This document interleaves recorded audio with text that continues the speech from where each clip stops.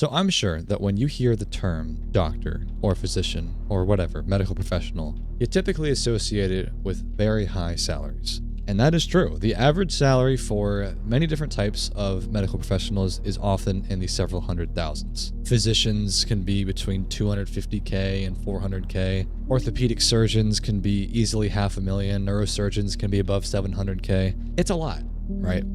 And nobody is saying that they're underpaid. They obviously are doing incredibly important work saving lives. And really, if you want a quick answer to the title of this video, the reason that doctors are paid so much is because they do extremely important work with a very limited supply of people that can do that work. But I still think there are some interesting things to learn when it comes to the financial side of being a doctor. So today we're going to talk about various types of medical professionals, what the income can often look like, why it is that way. It should be an interesting video, so let's get into it. While I pretty much have already answered the question at the top of the video, there is a lot of nuance to it. And it is not just that the answer is that doctors are smart or that the job is prestigious, because there are many highly educated professions or professions that demand high education that do not earn anywhere near those numbers. There are instead various niche reasons as to why doctors earn what they do. One of them is that there is an extremely long training pipeline that delays the earnings for really more than a decade. I mean, there are very strict supply bottlenecks between you got to go to undergraduate school and then you got to go to medical school and then residency, and there's just a lot of barriers to entry. There are also liability risks where mistakes can lead to massive lawsuits. I mean, there's a lot of pressure on the line when doctors are doing their jobs. And honestly, the most important reason is that doctors are sitting at the center of a massive financial system, and that is the healthcare system. In the US, healthcare is a massive industry. The spending for healthcare in the US exceeds $4.5 trillion a year. I mean, that alone represents 15% of the entire US economy. And when there are trillions of dollars moving through a system, the professionals responsible for the work inside that system tend to be paid extremely well.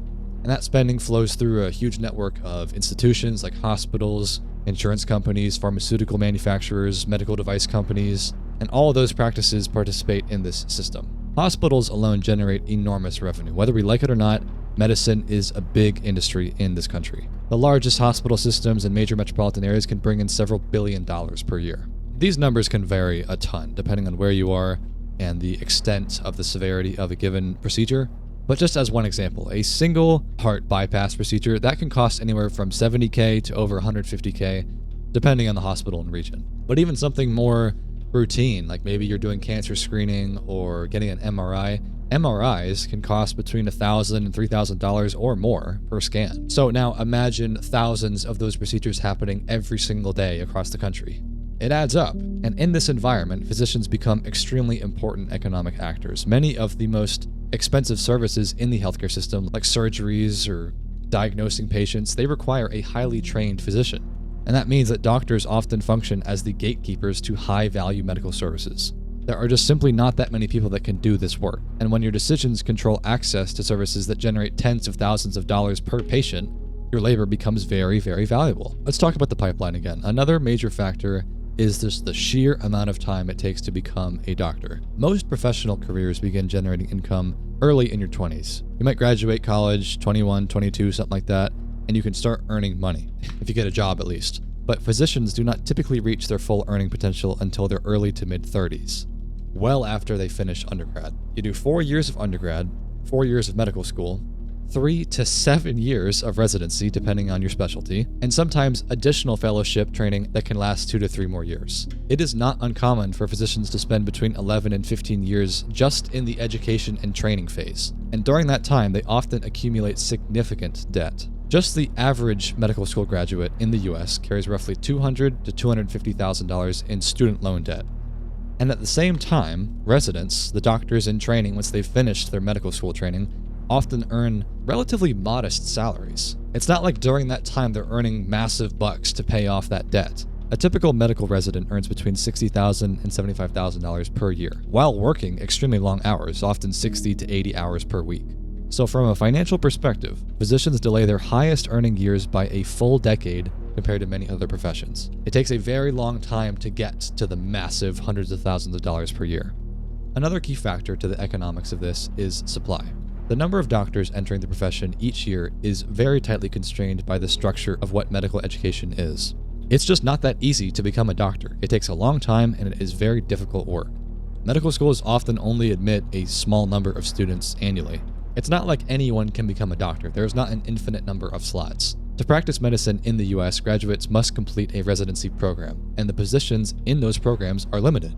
Many of these positions are funded through Medicare programs that were originally capped by federal legislation in the late 1990s. But as you know, the government is not that fast, and funding is often slow, so the number of residency slots has not kept pace with population growth. There have to be enough slots for someone to even have a shot of becoming a doctor, but the number of slots has not kept pace with how many people there are trying to become doctors, and this creates a supply constraint. Each year that goes by, there are more and more medical school graduates than there are available residency positions, and without completing residency, those graduates cannot become licensed physicians. And at the same time, the demand for healthcare is growing. The US population is aging, and that older population requires more healthcare service. There's chronic disease, obesity, many factors that contribute to more required healthcare in the country. And as you know, when demand rises faster than supply, prices tend to increase. And when it comes to a market of labor, like medicine, that means higher wages. So while it is not the only factor, physician salaries are partially the result of this supply-demand imbalance. One more factor I will discuss is the issue of risk. Doctors are obviously operating in an environment where mistakes can have extremely serious consequences. Maybe there's a misdiagnosis, a surgical complication, a medication error where the doctor gives the wrong pill to a patient. These can potentially lead to malpractice lawsuits involving hundreds of thousands or even millions of dollars. And because of this risk, physicians typically have malpractice insurance. The cost of this insurance varies wildly depending on the specialty, obviously, but for lower risk fields like pediatrics, premiums might range between $10,000 and $20,000 per year. But for higher risk specialties like neurosurgery, malpractice insurance can exceed $100,000 per year in certain states, and that is a very significant business expense. These high liability environments require higher compensation in order to attract professionals willing to operate within those risks. That just makes sense, right? So to put it in another way, physician income is not just payment for knowledge or education. It is also compensation for responsibility and legal exposure and the financial risks that come with making these high-stakes medical decisions. One of the most important factors that shape the income of doctors in the US is the structure of the health insurance system. In most industries, prices are determined directly between the buyer and the seller. If you buy a laptop or a car, you can usually see the price up front and pay that amount directly. Healthcare does not typically work like that.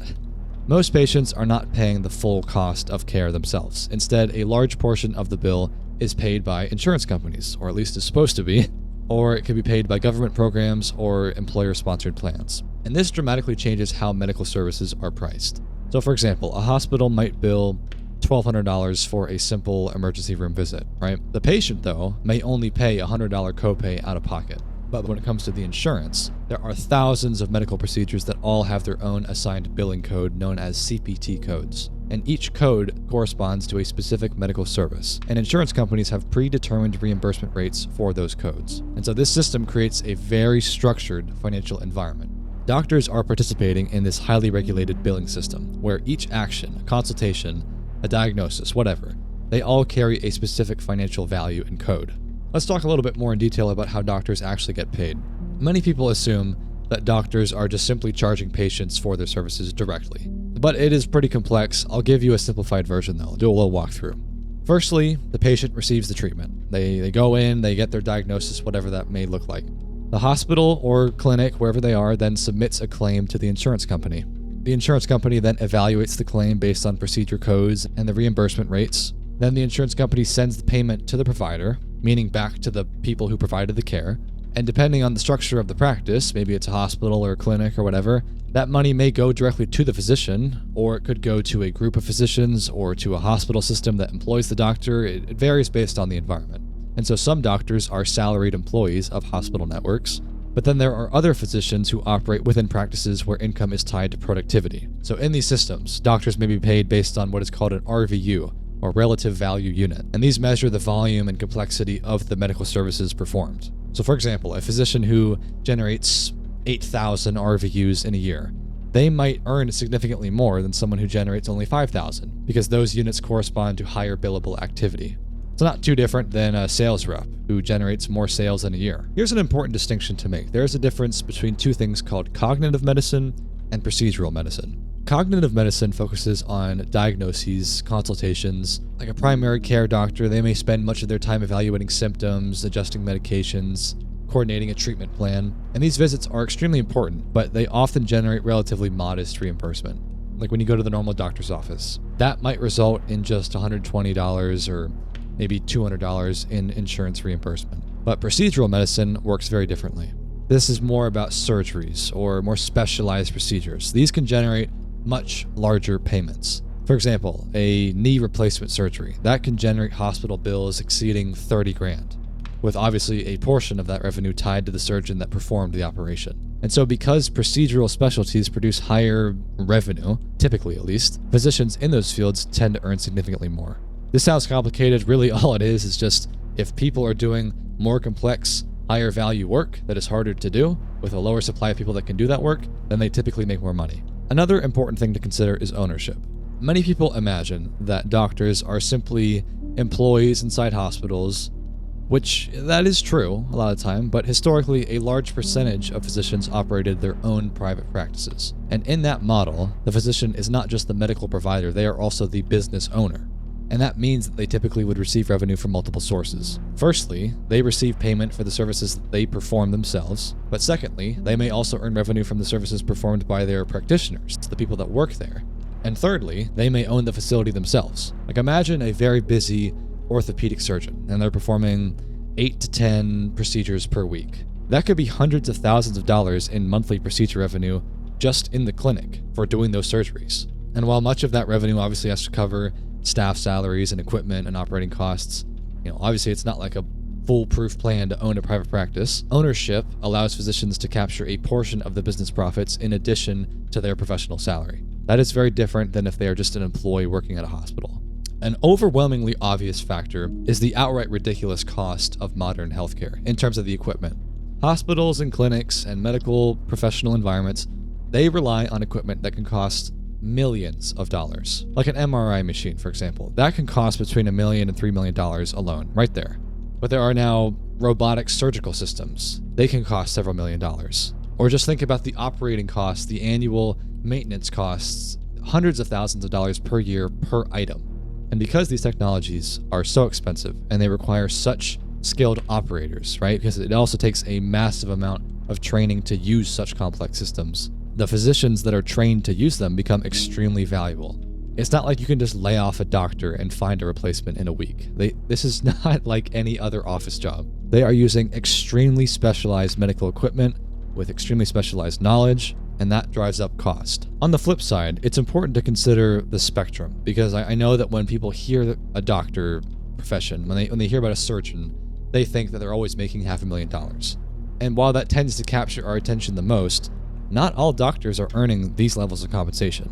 Like I said, income varies dramatically depending on specialty, work environment, geographic location. It just depends. But doctors that work in public hospitals or rural clinics or, nonprofits, they may earn less money than these physicians. A family doctor in rural Alabama is probably not going to be making as much as a brain surgeon in Boston. And a family doctor, they may see, 20, 25 patients in a day and be very busy, but each visit might only generate $100 to $200 in reimbursement because the work is not as specialized as a brain surgeon. And by contrast, a surgeon that performs just 1 or 2 surgeries a day could generate tens of thousands of dollars in billable activity. It just simply depends on the work that is being done. And that difference in the complexity of the work is one of the main reasons that physician salaries vary so widely depending on the profession. I hope it becomes clear now why doctors make so much money. It depends on a lot of factors. The environment that they are operating in being a several trillion-dollar industry with enormous costs to medical care, with enormous costs to medical equipment